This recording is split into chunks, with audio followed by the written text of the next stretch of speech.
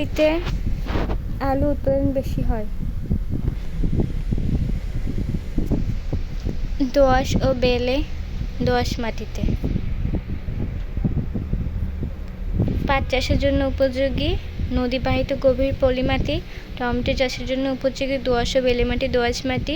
ধান চাষের জন্য বিশেষ উপযোগী এঁটেল ও এঁটেল দোআঁশ মাটি। ডাল জাতীয় ফসল ভালো হয় নিরপেক্ষ বা ক্ষারীয় চুনযুক্ত মাটিতে। গম চাষের জন্য ভালো দোআঁশ ও বেলে দোআঁশ মাটি। উদ্ভিদভোজী মাছ কোনটি? সরপুঁটি। উদ্ভিদভোজী মাছ গ্লাস কাপ। সবগুলো খাবার হিসেবে কচুরিপানা, হেলেঞ্চা, কুটিপানা, শাকসবজি, নরম পাতা, ঘাস পুকুরে দেওয়া উদ্ভিদভোজী মাছের জন্য। বীজের বস্তায় পোকার উপদ্রব থেকে রক্ষার জন্য মেশানো হয় নিমের পাতা গুঁড়া, আপেলের বীজের গুঁড়া।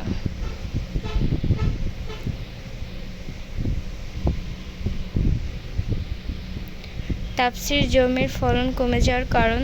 জমির উর্বরতা হ্রাস, জৈব পদার্থের অভাব, মাটি অনুন্নত গঠন।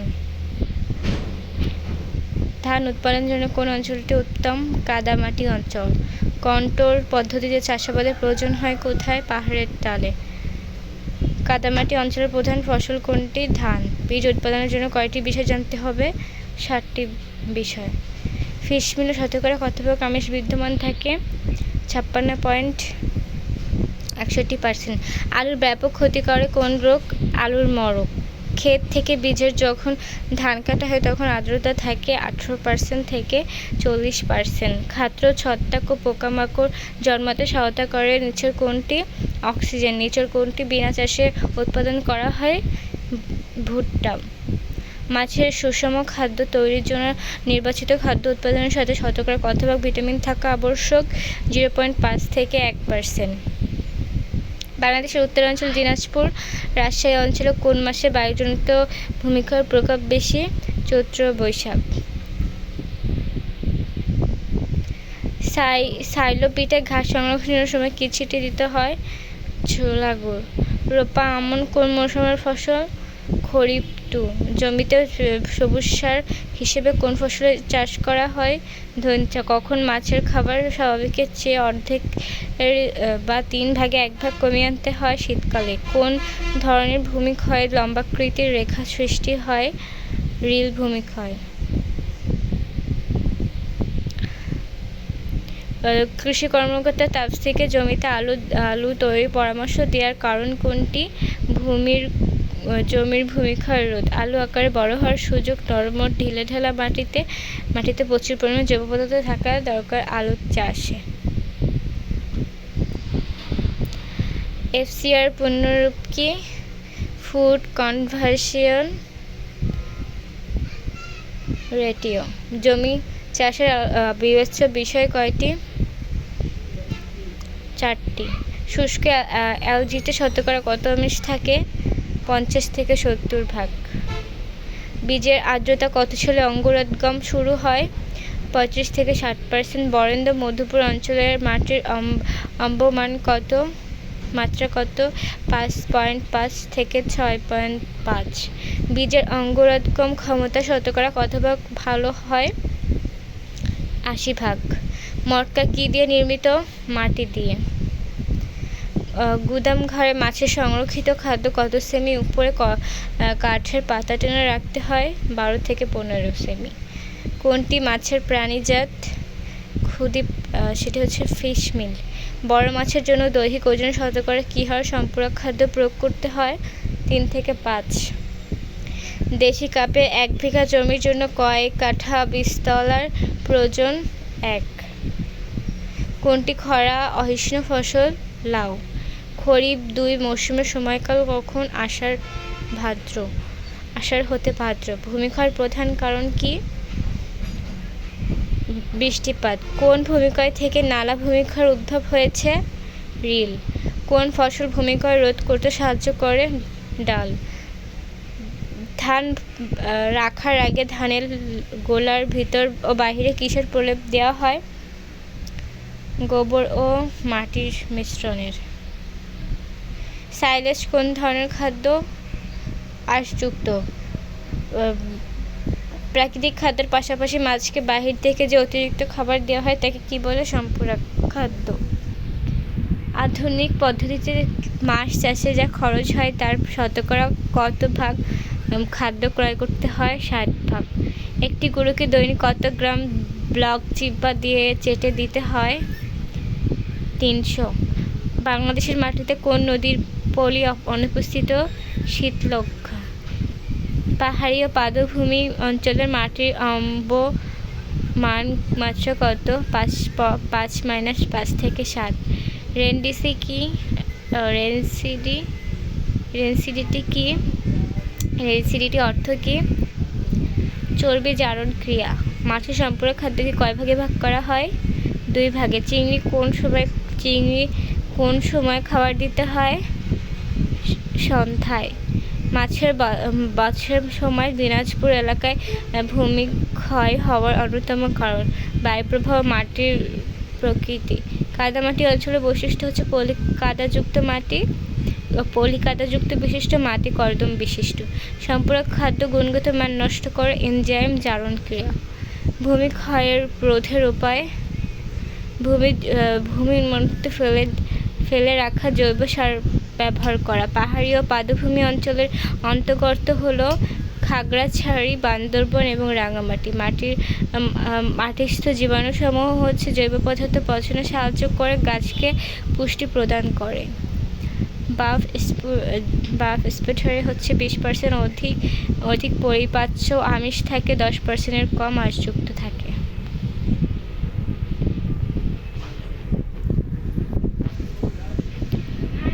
ভূমিক্ষয় নির্ভর করে মাটি কমানোর উপর, মাটির বনটের উপর, মাটিতে জৈব পদার্থের উপস্থিতির ওপর। গম চাষের জন্য উত্তম? বেলে দোআঁশ মাটি, এঁটেল দোআঁশ মাটি। ধান চাষের জন্য উপযোগী? কাদামাটি, কাদা দোআঁশ মাটি। বীজের গুণাগুণ নষ্ট করে ধুলাবালির মাধ্যমে, নুড়ি পাথরের মাধ্যমে, ছত্রাকের মাধ্যমে। অ্যালগি চাষের জন্য প্রয়োজনীয় উপকরণ হচ্ছে অ্যালগির বীজ, ইউরিয়া। গনিমিয়ার অধিক বৃষ্টিপাতে প্লাবিত হলেও কোনো প্রকার ক্ষতি হয় না, অথচ বসুমিয়ার জমি কাদা ও ভারী প্রকৃতি হয়। বৃষ্টিতে ভূমিক্ষয় হয়ে নিচের কোন দিকে ধাবিত হয়? গনিমিয়ার জমির কোন প্রকৃতির? বেলে দোআঁশ। বসুমিয়া জমির মাটি ক্ষয় হওয়ার কারণ? মাটির ছিদ্রতা কম, পানি শোষণ ক্ষমতা কম। নিচের ঘাসগুলোর নাম লক্ষ্য করে ভুট্টা, নেপিয়ার, গিনি ঘাস। উক্ত ঘাসগুলো সংরক্ষণের সর্বোত্তম পদ্ধতি কোনটি? সাইলেজ। ঘাসগুলো কাটতে হয় ফুল আসার সময়, রসালো অবস্থায়। পলাশের বন্ধু সাদ্দামের বাড়ি ফেনী। গ্রীষ্মের ছুটিতে পলাশ সাদ্দামের এলাকায় বেড়াতে গেলে পলাশ দেখল সেখানকার মাটি বেলে দোআঁশ হওয়ায় মাটি প্রকার কৃষিপণ্য এই অঞ্চলে উৎপাদন হয়। সাদ্দাম কোন মৃত্তিকা ভিত্তিক এলাকার অধিবাসী? উপকূলীয় অঞ্চল। উক্ত এলাকার রবি মৌসুমে সেচ নির্ভর করে আলু ও মরিচ। যে প্রক্রিয়ায় কৃষিকাজ করা হয় তাকে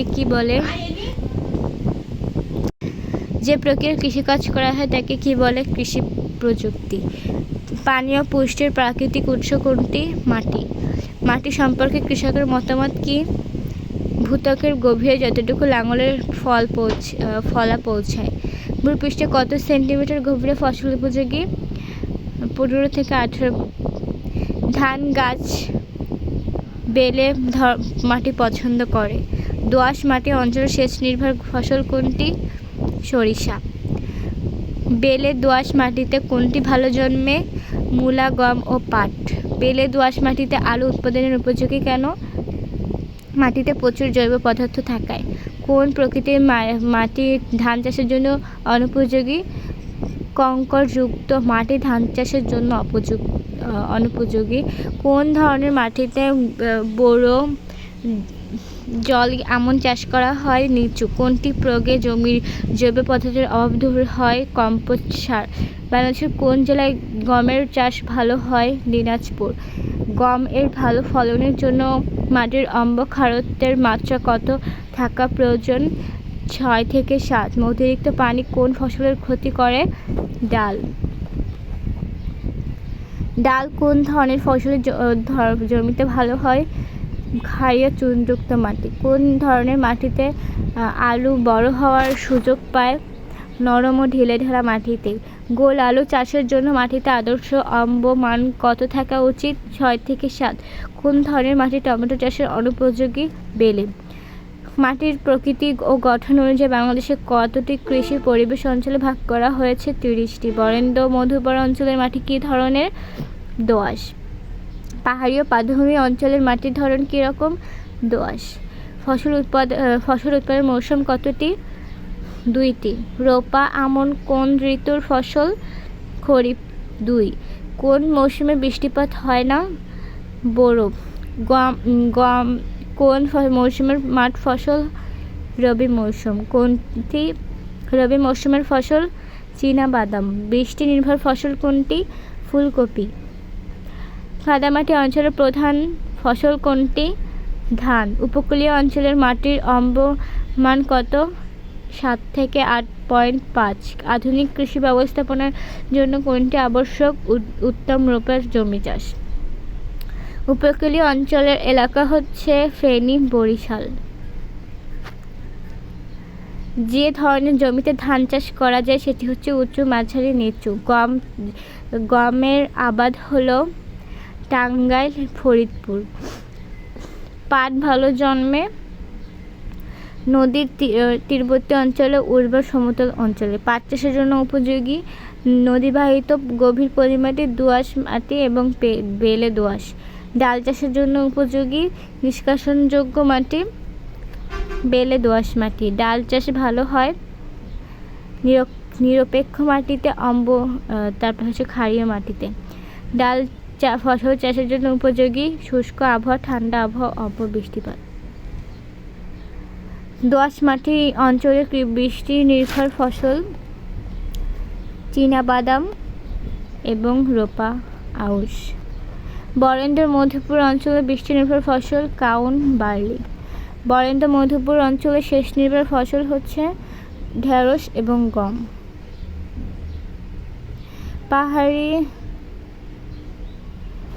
পাহাড়ি অঞ্চলের সেচ নির্ভর হচ্ছে গম, সরিষা। উপকূলীয় অঞ্চলের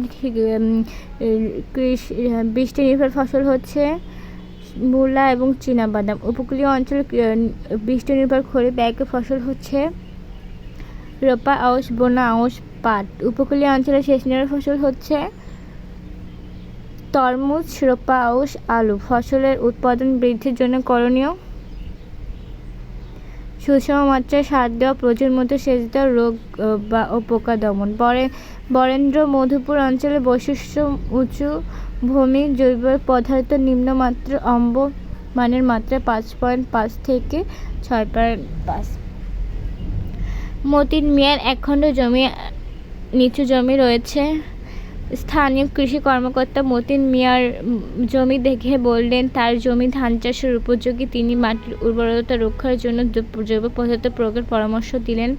কৃষি কর্মকর্তা কোন সারটি প্রয়োগের পরামর্শ দিলেন? কম্পোস্ট।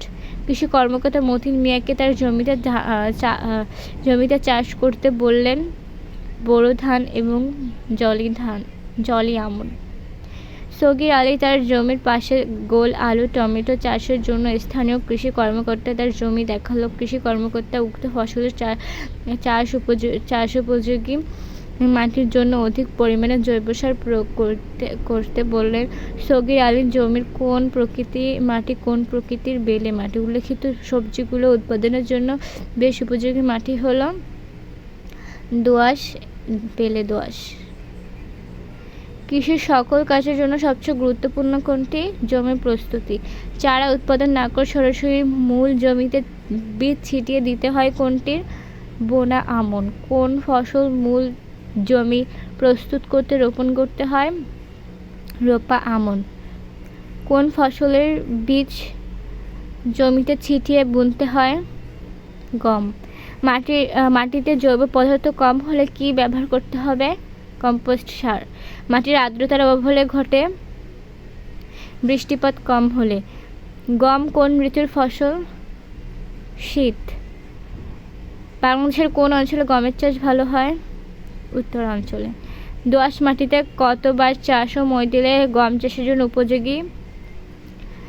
3 থেকে 4 বার। কোন মাসে বিনা চাষে ডালের বীজ বপন করা হয়? আশ্বিন মাস। কোন ফসল জমিতে চাষ অবস্থায় ডালের বীজ ছিটিয়ে দেওয়া হয়? রোপা আমন। নিচু এলাকায় বর্ষার পানি নেমে গেলে আশ্বিন মাসে কোন ফসলের চাষ হয়? আলু। পাওয়ার টিলার চাষ দিলে আলুতে কতটি চাষ দিতে হয়? 3 থেকে 4। বর্তমানে আলুর জমি কতবার চাষ দিয়ে প্রস্তুত করা হয়? 5 থেকে 6। আলুর ক্ষেত্রে প্রত্যেকটা নালা কত সেন্টিমিটার? 10 থেকে 12। আলু জমিতে এক নালা থেকে আর একটি নালার দূরত্ব কত হয়? 60। আলুর ক্ষেতে নালার মধ্যে বীজ কত সেমি দূরত্বে বপন করতে হয়? 15। জমি প্রস্তুতির প্রাথমিক ধাপ কোনটি? ভূমিকর্ষণ। কতবার চাষ দিলে বেলের দোআঁশ মাটি ফসল উৎপাদন উপযোগী? 3 থেকে 4 বার। কতটি চাষ দিলে এঁটেল মাটি ফসল উৎপাদন উপযোগী? 5 থেকে 6 বার। কোন ফসল সবুজ সার তৈরিতে ব্যবহার করা হয়? ধনচা। খরার বছর অনুযায়ী মূলা চাষে কতটি চাষ দিতে হয়? 16টি। খরার বছর অনুযায়ী ধান চাষে কতটি চাষ দিতে হয়? 4টি। ভূমিকর্ষণের উদ্দেশ্য কতটি? 6টি। মাটির পানি ধারণ ক্ষমতা বৃদ্ধি করা যায় কিসের মাধ্যমে? ভূমিকর্ষণের। জমি চাষের বিবেচ্য বিষয় কয়টি? 4টি। কোন ফসল উৎপাদনের জন্য মাটি ঝরঝরা করে চাষ করতে হয়? মূলা। কোন ফসল চাষের জন্য জমি গভীরভাবে চাষ করতে হয়? আলু। বৃষ্টিপাত কম হলে মাটিতে গভীর চাষ দেওয়া অনুচিত কেন? আর্দ্রতা কমে যাওয়ায়। মাটি সাধারণত কত ভাগ খনিজ পদার্থ দিয়ে গঠিত? 45 ভাগ। খরার বছর অনুযায়ী পাট চাষের জন্য কতটি চাষ দিতে হয়? দিতে হয় না। জমি প্রস্তুতকরণ নির্ভর করে মাটির প্রকারভেদের ওপর, ফসলের প্রকারভেদের ওপর। আদিকালে মানুষের ভূমিকর্ষণে ব্যবহৃত যন্ত্রগুলো হলো কাঠের তৈরি সূচালো যন্ত্র, পাথরের তৈরি সূচালো যন্ত্র। বিনা চাষে উৎপাদন করা হয় পাট, ভুট্টা, ডাল। মাটিতে জৈব পদার্থ বেশি থাকলে মাটির কড়া দানাদার সংযুক্ত হয়, সহজে অঙ্কুরাগম হয়, বীজের অবস্থান ভালো হয়। ভূমিকর্ষণের উদ্দেশ্য উঁচু নিচু জমি সমতল করা, মাটির পানির ধারণ ক্ষমতা বৃদ্ধি করা। ভূমিকর্ষণের ফলে মাটি সহজে বায়ু চলাচল করতে পারে, উপরে মাটি থেকে নিচে আসে, মাটিতে অণুজীবের কর্মক্ষমতা বৃদ্ধি পায়, মাটিতে সুস্থ রাখতে সাহায্য করে এমন জীবাণু, ছত্রাক, ব্যাকটেরিয়া। জমি চাষের বিবেচ্য বিষয় ফসলের প্রকার, মাটির প্রকার, আবহাওয়া। মাটি মিহি ঝুরঝুরা করে চাষ করা হয় মূলার ও মরিচের। নিবিড় শস্য চাষের সুবিধা হলো জমিতে গভীর চাষের প্রয়োজন নেই, একটি ফসল তুলেই আরেকটি ফসল লাগানো হয়। জমি চাষের ধরন নির্ভর করে মাটির বৈশিষ্ট্যের উপর, ফসলের জাতের উপর, আবহাওয়ার উপর। পানি সেচের উদ্দেশ্য হলো মাটির তাপমাত্রা নিয়ন্ত্রণ, জমি লবণাক্ত নিয়ন্ত্রণ, শস্যের ফলন বৃদ্ধি করা। মাটিতে আর্দ্রতার অভাব হলে, বৃষ্টিপাত কম হলে মাটির গভীর চাষ দিলে। রবি শস্য গমের দোআঁশ বা বেলে দোআঁশ মাটি উপযুক্ত। এই মাটি সহজে ঝুরঝুরে উদ্ভিদের ফসল চাষের জন্য কি দেখে জমি লাগন চালনা করা হয়? মাটির উদ্দীপকের ফসলটি বীজ রোপণের জন্য 3-4 বার চাষ দিতে হয়। কার্তিক মধ্য অগ্রহায়ণের উপযুক্ত সময়। মাটি ক্ষয় প্রধানত 2 প্রকার। বৃষ্টি জনিত ভূমিক্ষয় কয় ধরনের? 4 ধরনের। বায়ু প্রবাহ জনিত ভূমিক্ষয় দেখা যায় রাজশাহীতে। আস্তরণ ভূমিক্ষয় কোথায় বেশি হয়? ঢালু জমিতে। আস্তরণ ভূমিক্ষয়ের প্রধান কারণ কি? বৃষ্টিপাত। মানুষ কর্তৃক ভূমিক্ষয়ের কারণ কোনটি? পাহাড়ি ঢালু চাষাবাদ। কোন ধরনের মাটিতে ক্ষয় বেশি হয়? বেলে মাটিতে। রিল ভূমিক্ষয় কি লক্ষণ প্রকাশ পায়? জমির ঢাল বরাবর লম্বাকৃতির রেখা সৃষ্টি। আস্তরণ ভূমিক্ষয়ের পরবর্তী পর্যায়কে কি বলে? রিল ভূমিক্ষয় বলে। রিল ভূমিক্ষয়ের কতগুলো ধাপ? প্রথম সেটি হচ্ছে রিল ভূমিক্ষয়ের কততম ধাপ? রিল ভূমিক্ষয়ের দ্বিতীয়তম ধাপ। গালি ভূমিক্ষয় আস্তরণ ভূমিক্ষয়ের কততম ধাপ? তৃতীয়তম ধাপ। বৃষ্টির পানি বা সেচের পানির দ্বারা জমির উপরিভাগ নরম কণা চলে যাওয়াকে কি বলে? ভূমির আস্তরণ ভূমিক্ষয়। কোন মাসে ব্যথাজনিত ভূমিক্ষয়ের প্রকোপ দেখা যায়? চৈত্র বৈশাখ। ব্যথাজনিত ভূমিক্ষয়ের প্রকোপ বেশি দেখা যায় দিনাজপুর। বাংলাদেশের পার্বত্য অঞ্চলে কোন ধরনের ভূমিক্ষয় হয়? গালি ভূমিক্ষয়। কিসের দ্বারা ব্যথাজনিত ভূমিক্ষয় হয়? বায়ু। যে অঞ্চলে গাছপালা কম সে অঞ্চলে কোন কারণে ভূমিক্ষয় হয়? বায়ু প্রবাহ। কোন ভূমিক্ষয়ের ফলে মরুভূমির উর্বর অঞ্চল অনুর্বর হয়ে যায়? বায়ু। রাজশাহী অঞ্চলে কোন মাসে বায়ুজনিত ভূমিক্ষয়ের প্রকোপ সামান্য দেখা দেয়? চৈত্র বৈশাখ। কোন ফসল চাষে ভূমিক্ষয়ের আশঙ্কা থাকে? সেটি হচ্ছে আখ। কোন ধরনের মাটিতে ভূমিক্ষয় কম হয়? বেলে দোআঁশ। প্রকৃত ভূমিক্ষয়ের জন্য দায়ী মানুষ। কিভাবে মাটির দানাবন্ধন ভালো হয়? অধিক মাত্রায় জৈব পদার্থ প্রয়োগ করলে। পাহাড়ি ভূমিক্ষয় রোধের উপায় কি? পাহাড়ের ঢালে আড়াআড়ি চাষ করা। কোন ধরনের চাষের ফলে পাহাড়ের মাটি সহজে আলগা হয়ে যায়? জুম। প্রাকৃতিক ভূমিক্ষয়ের কারণগুলো হলো বৃষ্টিপাত, বায়ু প্রবাহ। বৃষ্টিপাতজনিত ভূমিক্ষয় হচ্ছে আস্তরণ ভূমিক্ষয়, নালা ভূমিক্ষয়। বায়ু ভূমিক্ষয় হয় বেলে দোআঁশ মাটিতে, বেলে মাটিতে। বাংলাদেশের বায়ুজনিত কারণে ভূমিক্ষয় দেখা যায় রাজশাহী অঞ্চলে, দিনাজপুর অঞ্চলে। ভূমিক্ষয়ের প্রধান কারণগুলো হলো বৃষ্টিপাত, নদীর স্রোত। ভূমিক্ষয়ের ফলে মাটির পুষ্টির অভাব দেখা দেয়, ফসলের বৃষ্টিতে ব্যাঘাত ঘটে। ক্রমাগত ভূমিক্ষয়ের কারণে নদী নালা ভরাট হয়ে যায় না। বন্যার প্রাদুর্ভাব ঘটে, বসবাসকে ক্ষতিগ্রস্ত হয়। রিল ভূমিক্ষয়ের ফলে ভূমি উর্বরতা হারা, কৃষি যন্ত্রপাতি ব্যবহারে অসুবিধা হয়। রিল ভূমিক্ষয় থেকে উৎপাদিত হয় নালা ভূমিক্ষয়, গালি ভূমিক্ষয়। নদী ভাঙনের প্রকার দেখা দেয় চাঁদপুরে, সিরাজগঞ্জে। নদীর প্রকার দেখা যায় চাঁদপুর, সিরাজগঞ্জ, গোয়ালন্দ প্রভৃতি অঞ্চলে। নদী ভাঙনজনিত হয় বর্ষার শুরুতে, বর্ষার শেষে। জুম চাষ করা হয় রাঙামাটিতে, বান্দরবানে। বায়ুজনিত ভূমিক্ষয় দেখা যায় চৈত্র বৈশাখ মাসে, আবাদি জমির উর্বরতা নষ্ট করে। ভূমিক্ষয়কে প্রভাবিত করে বৃষ্টিপাতের তীব্রতা, বৃষ্টিপাতের পরিমাণ, বৃষ্টিপাতের সংখ্যা। পাহাড়ি জমিতে ভূমিক্ষয় হয় ঢাল বরাবর চাষ করে, ধাপ সৃষ্টি না করে। জাহিদের 1 বিঘা জমি ঢালু জমি আছে। সাধারণত পদ্ধতিতে চাষ করে দীর্ঘদিন ধরে প্রচুর বৃষ্টিপাত হয়। জাহিদের জমির ঢাল বরাবর লম্বাকৃতির রেখার সৃষ্টি হয়। তখন সে কৃষি কর্মকর্তার কাছে পরামর্শের জন্য যায়। কৃষি কর্মকর্তা এসে তার জমি দেখলেন এবং অন্য একটি পদ্ধতি চাষ করতে বলেন। কৃষি কর্মকর্তা তাকে কোন পদ্ধতিতে চাষ করতে বলেন? কন্ট্রোল পদ্ধতিতে পাহাড়ের ঢালে আড়াআড়ি সমন্বিত লাইনে ভূমি চাষ করা হয়। জাহিদের জমিতে উল্লেখিত প্রকারে ভূমিক্ষয়ের কারণে ওই জমির উর্বরতা হারায়, কৃষি যন্ত্রপাতি ব্যবহারে অসুবিধা হয়। পরবর্তী মৌসুমে ব্যবহারের জন্য বীজের আর্দ্রতা কত হওয়া প্রয়োজন? 12%। বীজ শুকানোর পদ্ধতি কত প্রকার? 2 প্রকার। নমুনা বীজের শতকরা কতটি বীজ গজায় থেকে বের করা হয়? বীজের অঙ্কুরোদ্গম হার। কোন পরীক্ষা বীজের জন্য প্রতিকূল অবস্থা সৃষ্টি করে? জীবনের শক্তি পরীক্ষা। কাঙ্ক্ষিত আর্দ্রতা আনতে বীজকে কত দিন রোদে শুকাতে হয়? 2 থেকে 3 দিন। কত কেজি ধারণ ক্ষমতা সম্পূর্ণ পলিথিন ব্যাগে বীজ সংরক্ষণ করা হয়? 5। বীজ বিপণনের সময় ক্রেতাদের বইতে উল্লেখিত কতটি তথ্য আদান প্রদান করতে হয়? 12টি।